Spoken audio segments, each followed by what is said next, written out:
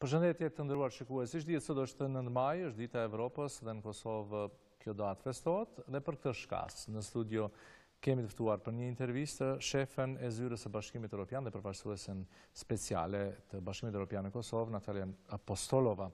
Welcome in our studio, Mrs. Apostolova. Welcome and thank you for inviting me on this very special day. Let me say Happy Europe's Day to all your... Happy to you too.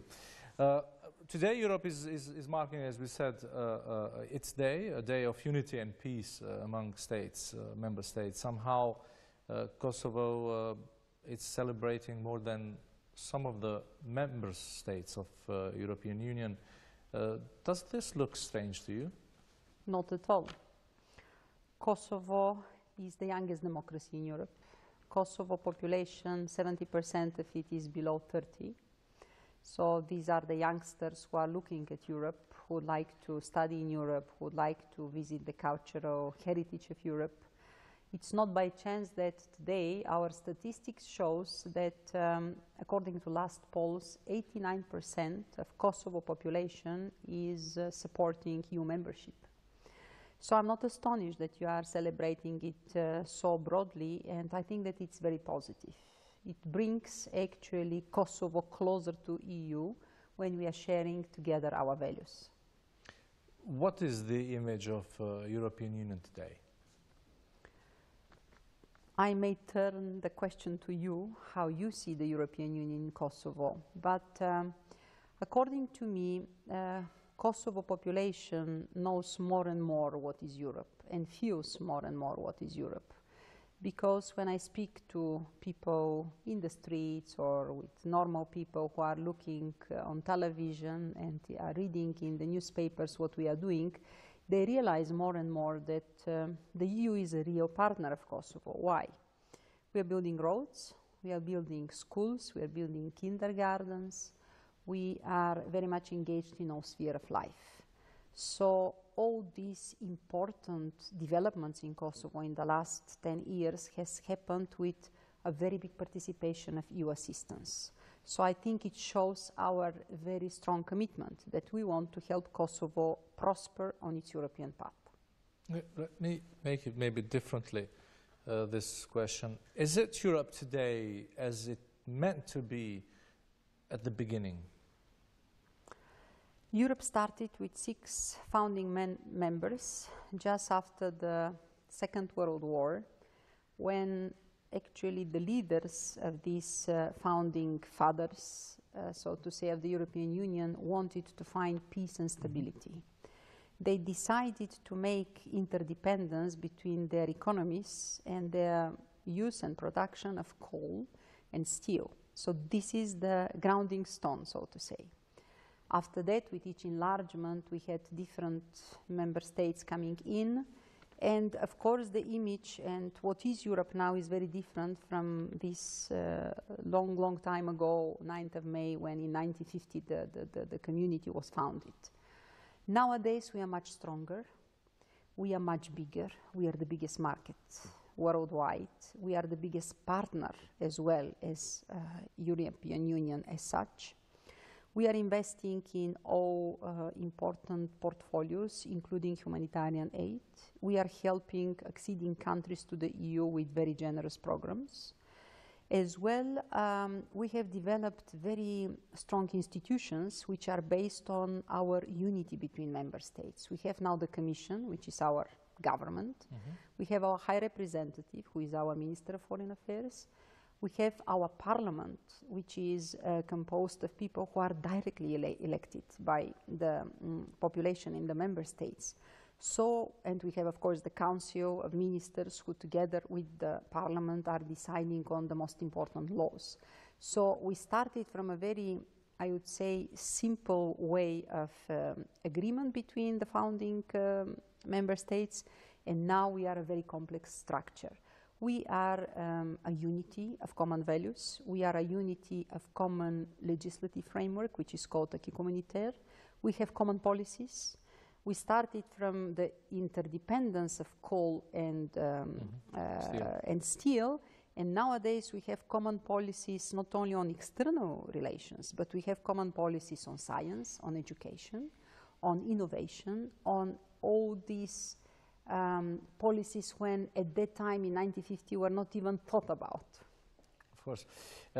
You mentioned that today Europe is stronger, but is it stronger than, let's say, 4 years ago, 5 years ago? Obviously it is stronger than it was in the beginning, but then does it becoming, let's say, a weaker? We have a state member, United Kingdom, who wants to leave, or it is on its way to leave the EU. I would not qualify the Brexit with the word is EU stronger or not, because the EU actually is based on an agreement where each of the acceding countries enters voluntary and agrees voluntary to give even some kind of its, let's say, freedoms and its competencies in foreign relations in order to be part of the Union. So with the Brexit, of course, European Union is going to lose one of its member states, one of the very big ones.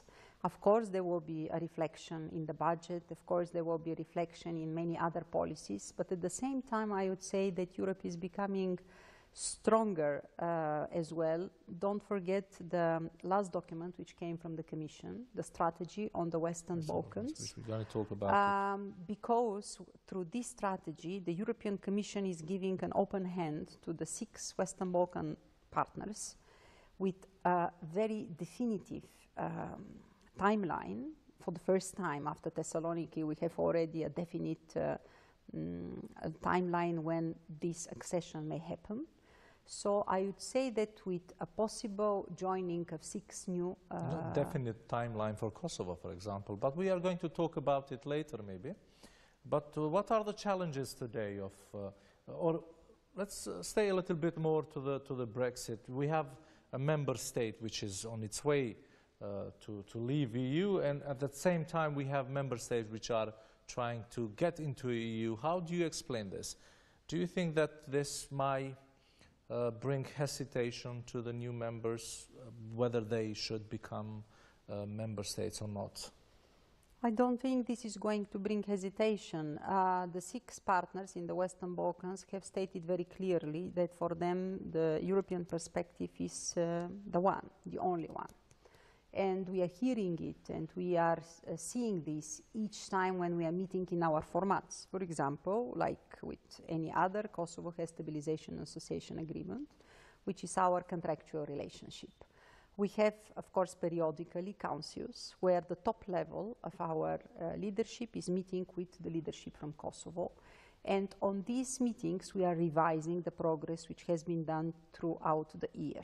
In these statements of your leadership, as well from the leadership of all other Western Balkan countries, we hear very strong statement that the European perspective is the only one. And I think that it is very logical. If you look at the map of Europe, actually the Western Balkans are part of it. We cannot speak about division between us. We are all belonging to one and the same continent. We have to have one and the same security girdle around Europe. We have to fight together all the new vices which geopolitics at the moment is putting in front of the world.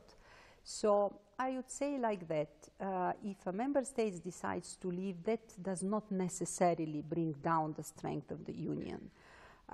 We are looking very carefully inside our own institutional arrangements. And again, into the Western Balkan strategy, I advise to look into the 3rd part of the strategy, which speaks about institutional arrangements within the Union.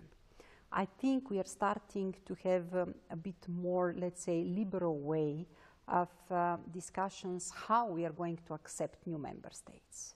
So we have to do really some kind of homework, and I'm pretty sure that all these institutional arrangements will benefit the acceding countries. What are today's challenges of European Union? The challenges are a lot. As I said, the geopolitical developments in the last years brought very new themes, which before they did not exist. For example, migration and migration flows is something extremely important. We see it and we hear it every day.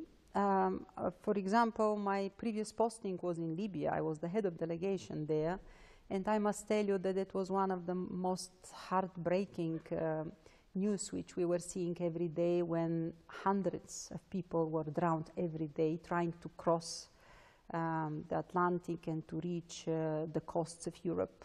This is really something very, very sad, and this is not only let's say, migration flow, which we are reading in different newspapers. There are human lives behind. So this is something which is challenging for Europe, and we have to find a way how to help these people, because it's as well a humanitarian disaster. Then we have, of course, the war in Syria, which also no one expected that it will take so long time and it will be so much devastating for the population there. As well, let's not forget that we are having, let's say, violent extremism, which came on the map of the world, and no one expected that it will take such kind of, let's say, dimensions. So the challenges, and I don't want at all to speak about climate change and many others, environmental issues. So the world is not the same as it was. Terrorism as well, for example? Of course, the world is changing.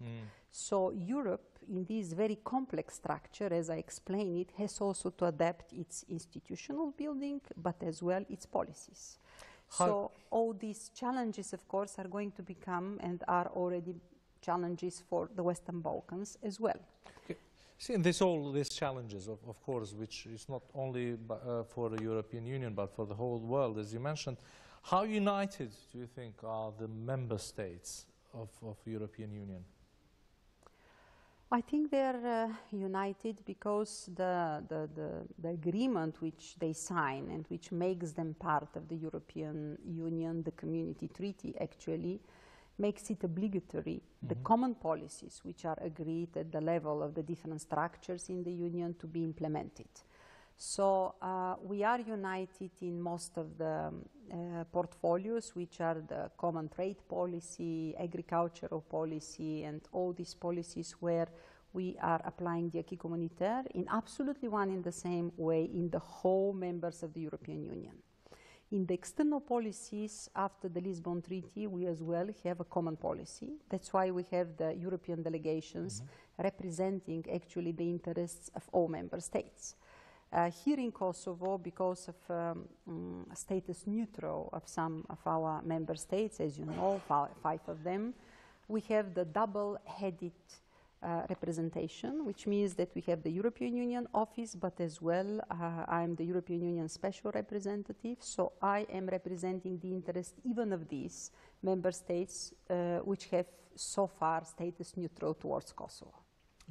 As you mentioned a little bit, not united for many issues, but not united when it comes to Kosovo.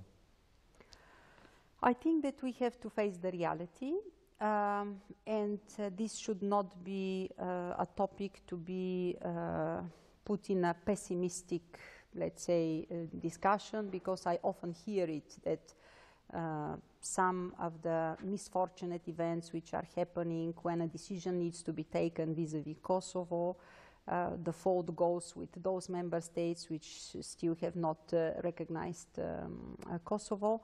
I would say that Kosovo has a very strong contractual relationship with the European Union. This is the Stabilization and Association Agreement. It gives you all the benefits of those policies and those rights and privileges which all other Western Balkan partners have. As well, we have developed, especially for Kosovo, because we really pay attention to Kosovo, we understand that it's the youngest democracy, the European reform agenda, which is actually the summary of all these principles and actions which you need to do in order to progress on the reforms. So all these programs and all these possibilities which are available to other acceding countries are already available to Kosovo. So just implement the SAA, work on the reforms, and I think this is going to change the image of Kosovo vis-à-vis the whole world.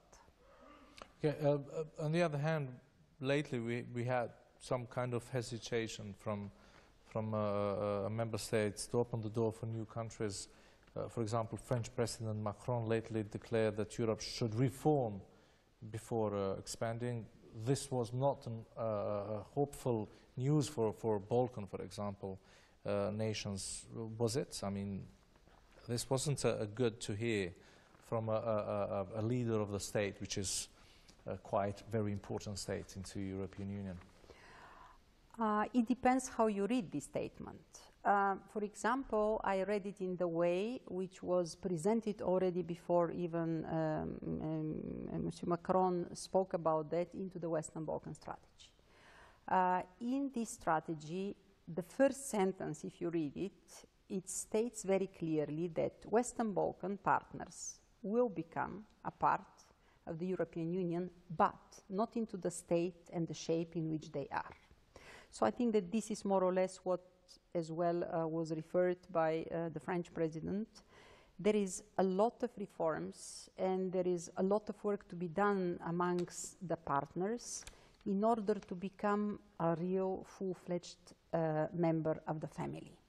Because it is not possible in this very critical situation at the moment on the international scene to have new members who are importing inside the Union problems. The borders, for example, is something very important.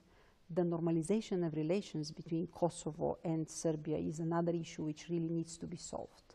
So all these unresolved issues, they should be done in timeline before entering into the EU.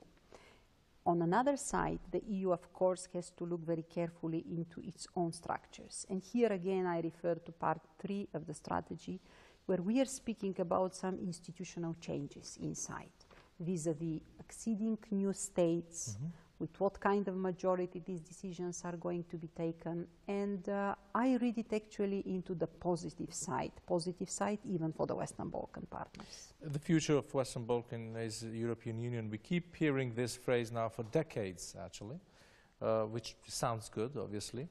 But with the doors shut for such a long time, do you think this could bring to a Balkan nation's mind that we are not welcome there? Let's look for other alternatives. I think it will be a big mistake, and it should not be read this time, which is not as fast as the population in the Western Balkans wants to see the accession. There are some very technical and unfortunately very objective processes which needs to happen in the Western Balkans before the countries are ready to enter into the Union. Look, we had so many visits from the highest officials, from our highest officials in Brussels, like President Juncker, Commissioner Hahn, High Representative Mogherini, now President of the Council Tusk. So I think the messages which Brussels gives to the Western Balkan partners are very clear. We consider you already part of the family. It's a technical process which needs to bring the level of harmonization of the markets, if you want, of the partners with the European market, and it takes time. Only I will give you one example. In order to become a full-fledged member, you have to transpose the acquis communautaire, which is now the law in Europe. And for example, only into the transport sphere or the environmental sphere, you have something like more than 50% of the whole acquis communautaire. What it means? It means that these laws which are existing in Kosovo needs to be either redrafted or they have to be amended into the spirit of the European acquis communautaire. It takes time. You see how long your parliament was not working the previous year. You as well saw how much time it took the government to overcome the political crisis and to become a full-fledged government. So in a way, we have to look at the objective reality. And I'm really very sorry when I speak to the youth, and today is one of these days when we are meeting the youngsters everywhere here in Kosovo to celebrate Europe's Day. They want to be, of course, part of Europe. They want to travel. They want to study in the universities. They know that the educational system here is not yet at the European standards. So actually, I'm feeling really very sorry for that, because we have not the opportunity to give them all these privileges at the moment. But still, we are doing what we can. There are a lot of Erasmus+. programs. There are also other programs which are available for these countries. And if there is a political commitment, I think that the reforms can be done really in a very robust and speed way. You mentioned the strategy for Western Balkans, where Kosovo did not get a clear European perspective, I must say. Potential candidates, it says. Of course, there is no more states in the map of Europe, and potential candidates you could always be. As I said, we have to live with the objective reality. At the moment, and I have said it on many occasions, Kosovo government has to think very carefully when and at what moment they would like to apply for a candidate status. I will answer you with the reply actually of Commissioner Hahn, who is the Commissioner for Neighborhood and Enlargement. When he was asked the same question, when Kosovo should apply for membership, for candidate status, he just quoted one of the articles of the European Communities Agreement, which says that each state can apply for candidate status. So in order to overcome this hurdle at the moment with the status neutral of some of our member states, the advice which came even from the Commissioner was you have really to think twice when you decide to do that. Okay. Let's talk a little bit about Pristina and Belgrade dialogue. Let me read a phrase from latest Western Balkan strategy. Legally binding normalization agreement between Serbia and Kosovo will be essential for progress in their prospective European path. How does this agreement should look at the end? Recognition to each other states? Because we don't have a clear request from Europe, for example. How does this dialogue end?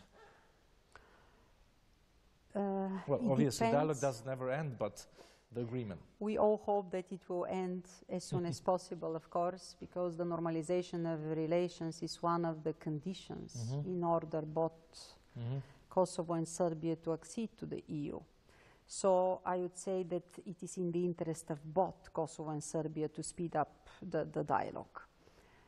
The dialogue is a very complex process. It has its ups and downs. It has gone through many hurdles. We have a number of agreements which are already under implementation. I just want to mention, for example, the Justice Agreement, which it started some months ago and which is quite well advancing at the moment. We have as well agreements which are related to the North. We have the Development Fund from where are profiting some of the North municipalities. But I can understand, of course, the need in Kosovo at the moment to know what will be the end game. What I would say is that it is not to the EU to decide how fast these negotiations will happen. Neither the EU is going to prescribe what will be the end game. It is up to both sides, according to Brussels Agreement, to decide what kind of end game they want to see. So when I'm communicating with your government, with your foreign minister, with the prime minister on that, my question and my comment is always, but what you would like to see in this final stage. And I think the same goes for the Serbian side. So as you know, Madam Mogherini is the facilitator of the dialogue. Of course, she is always helpful. She is there to help and in a way facilitate the conversation between the two leaders of the dialogue. When there is a very strong bottleneck, she has always, and she is convening the high-level visits in Brussels. But it is up to the technical level, but as well to the government and to the responsible people, the president with the unity team which he is creating at the moment, as well on the other side, to decide what exactly will be the final stage of this dialogue. Be it, as you said, UN recognition or seat recognition. It's not up to you to decide on that. It is a dialogue because of that is between Belgrade and Pristina. Yes. What are the main tasks for Kosovo to go back to the future of Europe? What are the main tasks for Kosovo towards Europe? The main tasks are clearly spelled out into the Stabilization and Association Agreement. If you look at it, it's something like or how do you see 900 these tasks to be fulfilled in Kosovo? You probably discuss and see the work of the government. The guideline and yes. the roadmap for what needs to be done is stated just recently into the country report. What I am talking now, and we are agreeing with the Minister of European Integration, and she has done it already at a governmental level meeting. They have prepared a report with all the actions which needs to be done and which are prescribed into the country report. No surprise to you, most of the actions are in the rule of law area, where still Kosovo has deficiencies. And we would like to see much more functional judiciary. We would like to see court cases diminish in numbers. We know the backlog of cases at the moment. We want to see as well transparent, merit-based, and very robust way of appointing people into the system. We would like to see working public administration. This is another issue which I think is very, very important. That's why maybe our biggest budget support for Kosovo is dedicated to public administration reform. I cannot not take the opportunity once again to call on the government to once again rethink the number of deputy ministers which at the moment exist in the government, which has 21 ministers and nearly 80 deputy ministers. I really commend the Prime Minister who started some kind of a check of the work of the deputy ministers, and I hope that it will be rationalized, or I would say operationalized. At the same time, you need to pay attention on the public finance management. This is another sphere where we are going to dedicate our budget support. For a very important priority I want to speak now, and this is the educational reform. Educational reform, not only because this week we started our educational campaign, but educational reform is a must in Kosovo because you have this young population. So every day this educational reform is delayed, it's already a crime against the youngsters in Kosovo. I had really very nice and very, I would say, enriching discussions these days with young people, not only students, but also graduating from school. And I was really so much impressed when they put the question to us, what is going to happen with us, with our class? We are graduating in 1 week time. Most of us, we are with a very specialized mathematics portfolio. We as well are in the top grades, and we know very well that we are not going to have a job here in Kosovo because there is no job at the moment for such kind of profile. So it is so important to have the analysis of the market needs, and the business community must be involved in that so that all this educational planning of what needs to be the profession in the next 5-10 years to be really created with the market needs. And obviously the last issue for today, Kosovo has voted a border agreement between Kosovo and Montenegro. I must ask you the same question which I probably asked to many European officials for many years now. When can Kosovars travel free into a Schengen zone? I have no answer today because it does not depend on us, on the European, neither Commission nor the EIS, which I'm representing here. It depends on the member states. At the moment, we are in the last, let's say, assessment phase, which just, the last assessment mission came several days ago in Kosovo. They met with your respective institutions. They gathered a lot of statistics and new documentation. So if this documentation and statistics is enough, then the recommendation, which already the Commission gave 2 years ago for visa-free regime for Kosovo, is going to be presented, of course, to the member states. And then member states are going to take this decision by 2/3 majority.